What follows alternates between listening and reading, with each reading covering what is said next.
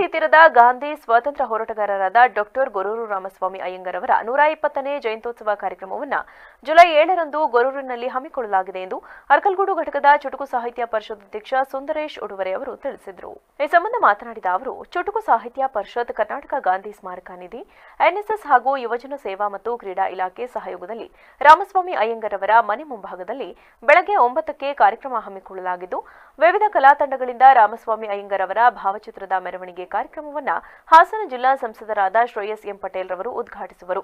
ಈ ಕಾರ್ಯಕ್ರಮದಲ್ಲಿ ಗೊರೂರು ರಾಮಸ್ವಾಮಿಯವರ ವಿಚಾರಗೋಷ್ಠಿ, ರಾಜ್ಯಮಟ್ಟದ ಕವಿಗೋಷ್ಠಿ, ಪುಸ್ತಕ ಬಿಡುಗಡೆ ಹಾಗೂ ಸಾಂಸ್ಕೃತಿಕ ಕಾರ್ಯಕ್ರಮಗಳನ್ನು ಆಯೋಜಿಸಲಾಗಿದೆ.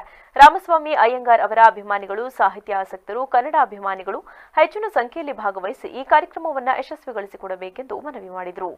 2024-25ನೇ ಸಾಲಿನಲ್ಲಿ ಈ ವರ್ಷ ಡಾಕ್ಟರ್ ಗೊರೂರು ರಾಮಸ್ವಾಮಿ ಅಯ್ಯಂಗಾರ್ ಅವರ 120ನೇ ಜನ್ಮ ಜಯಂತ್ಯೋತ್ಸವ ಕಾರ್ಯಕ್ರಮವನ್ನು ಗೊರೂರಿನಲ್ಲಿ ಹುಟ್ಟೂರಿನಲ್ಲಿ ಹಮ್ಮಿಕೊಂಡಿದ್ದು, ಹೇಮಾವತಿ ತೀರದ ಗಾಂಧಿ, ಜಾನಪದ ವಿಜ್ಞಾನಿ ಹಾಗೂ ಸ್ವಾತಂತ್ರ್ಯ ಹೋರಾಟಗಾರರು, ಕರ್ನಾಟಕದ ಏಕೀಕರಣ ಮುಂಚೂಣಿ ನಾಯಕರಾದಂಥ ಗೊರೂರು ರಾಮಸ್ವಾಮಿ ಅಯ್ಯಂಗಾರ್ ಅವರ ಒಂದು ಜನ್ಮ ಜಯಂತ್ಯೋತ್ಸವ ಕಾರ್ಯಕ್ರಮವನ್ನು ಮೆರವಣಿಗೆಯೊಂದಿಗೆ ಡೊಳ್ಳು ಕುಣಿತ, ಕೋಲಾಟ, ವೀರಗಾಸೆ ಹಾಗೂ ಇತರ ಸಾಂಸ್ಕೃತಿಕ ಕಾರ್ಯಕ್ರಮಗಳೊಂದಿಗೆ ಜಿಲ್ಲೆಯ ಪ್ರಮುಖ ರಾಜಬೀದಿಗಳಲ್ಲಿ ಮೆರವಣಿಗೆಯೊಂದಿಗೆ ಪ್ರಾರಂಭ ಮಾಡ್ತಾ ಇದ್ದೀವಿ.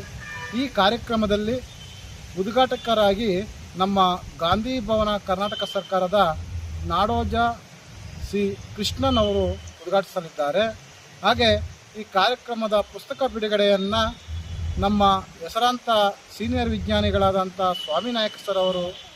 ಈ ಸಂದರ್ಭದಲ್ಲಿ ಮಾಜಿ ಸೈನಿಕ ಚಂದ್ರಶೇಖರ್, ಸಮಿತಿಯ ಕಾರ್ಯದರ್ಶಿಗಳಾದ ಮಹೇಂದ್ರ ಪ್ರಸಾದ್, ಸಾಹಿತ್ಯ ಪೋಷಕರಾದ ಮಧುಮಾಲತಿ, ಸಾಹಿತ್ಯ ಚಿಂತಕರಾದ ಲೀಲಾವತಿಯವರಿದ್ದರು.